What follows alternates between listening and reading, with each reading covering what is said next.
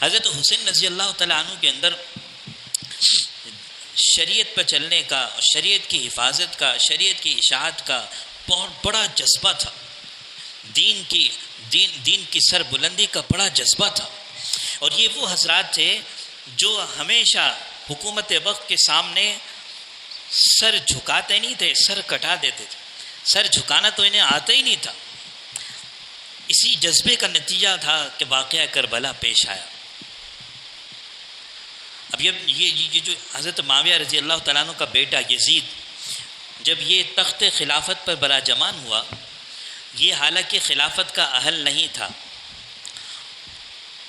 تو بہت سارے صحابہ کرام نے اس کی خلافت کو ماننے سے انکار کر دیا، بیعت کرنے سے انکار کر دیا، جن میں حضرت حسین رضی اللہ عنہ پیش تھے.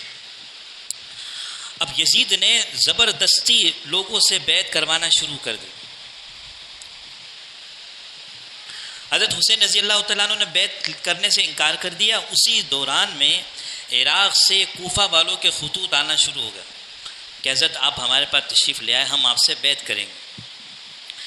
حضرت حسین رضی اللہ عنہ چل پڑے، آپ کے رفقا آپ کے ساتھ ہو گئے، آپ کا خاندان آپ کے ساتھ ہو گیا. مختصر واقعہ سنا رہا ہوں. جب آپ وہاں پہنچے تو آپ کو اندازہ ہوا کہ انہوں نے تو میرے ساتھ دھوکے والا معاملہ کیا. اس وقت کوفہ کا گورنر یزید کی طرف سے عبید اللہ بن زیاد تھا، انتہائی بدبخت اور نیچ انسان.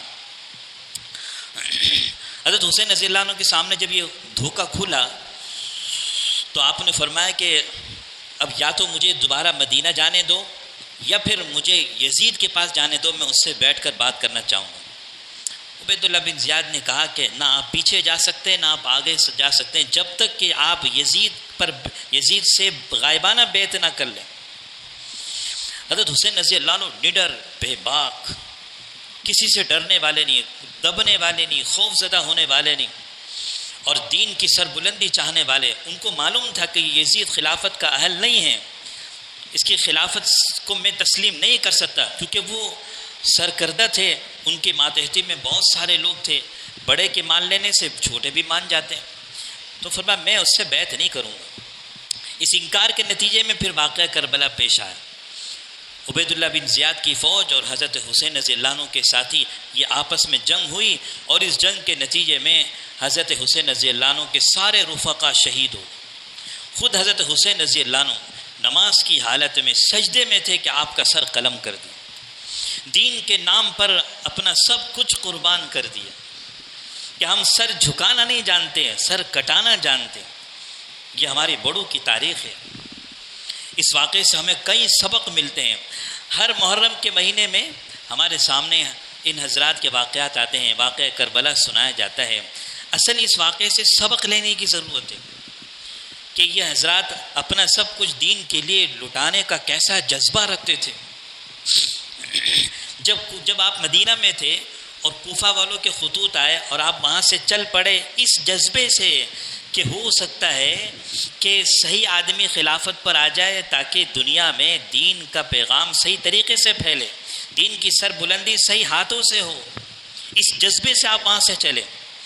اور یہاں آ کر آپ نے یزید کی بیعت کرنے سے انکار کیا اور سارے کے سارے رفقا کو اپنے شہید کروا دیا، خود بھی شہید ہو. اس سے ہمیں سبق ملتا ہے کہ دین اسلام سب سے بلند ہے. ہمارا سب کچھ دین اسلام کے لیے ہے. اسلام کی اشاعت، اسلام کی حفاظت، اسلام کی سر بلندی. اللہ کرے کہ میری جان، میرا مال، میرا وقت دین اسلام کی سر بلندی پر خرچ ہو جائے. یہ نصیبوں والوں کو ملتا ہے. ہر ایک سے اللہ یہ کام نہیں لیتے. سب سے پہلے اللہ اندر کے جذبے کو دیکھتے ہیں. میرے بندے کے اندر کا جذبہ کیا ہے. دنیا ہمارے سامنے ہے، کتنے لوگ دنیا پرست ملیں گے، دنیا کے لیے مر مٹنے والے بہت سے ملیں گے، قربانیاں دینے والے، سالہ سال اپنے گھر سے دور پردیس میں رہنے والے. کس لیے؟ دنیا کے خاطر. دین کے خاطر ہجرت کرنا، دین کے خاطر قربانی دینا، اپنی جان مال وقت لگانا، دین کے خاطر اپنا سر قلم کروا دینا. میں اسی لیے مسلمان، میں اسی لیے نمازی کہ یہ دین ساری دنیا میں عام ہو جائے. اور دوسرا ہمیں اس واقعے سے سبق ملتا ہے کہ کربلا میں جب کہ آپ کے رفقا شہید ہو رہے ہیں، آپ نے نماز کے وقت میں نماز نہیں چھوڑی. یہ ہمیں پیغام دیا کہ دیکھو نماز کسی حال میں معاف نہیں ہے. کتنی بڑی بات ہے کہ نماز کی حالت میں سر قلم کروا دیا. اللہ کرے یہ نماز کی عظمت ہمارے دلوں کے اندر بھی آ جائے کہ نماز ہر حال میں نماز ہم پر فرض ہے. ہم معمولی وجہ کی بنیاد پر نماز چھوڑ دیتے ہیں, نماز قضا کر دیتے ہیں, کئی نمازیں ہم اڑا دیتے ہیں. اور شیطان بھی ہمیں خوب سجھاتا ہے کہ یہ بھی تو میں خدمت خلق کا کام کر رہا ہوں میں, بس اسی چکر میں کئی نمازیں اس کی قضا ہو جاتی ہے کہ گھر جا کے سب اکٹھے پڑھ لیں گے. تو محترم دوستو, یہ جو واقعہ کربلا ہے, اس میں ہمیں نماز کی عظمت کا سبق ملتا ہے. ہمیں اس میں دین کی سربلندی کے لیے اپنا جان مال وقت لگانے کا سبق ملتا ہے.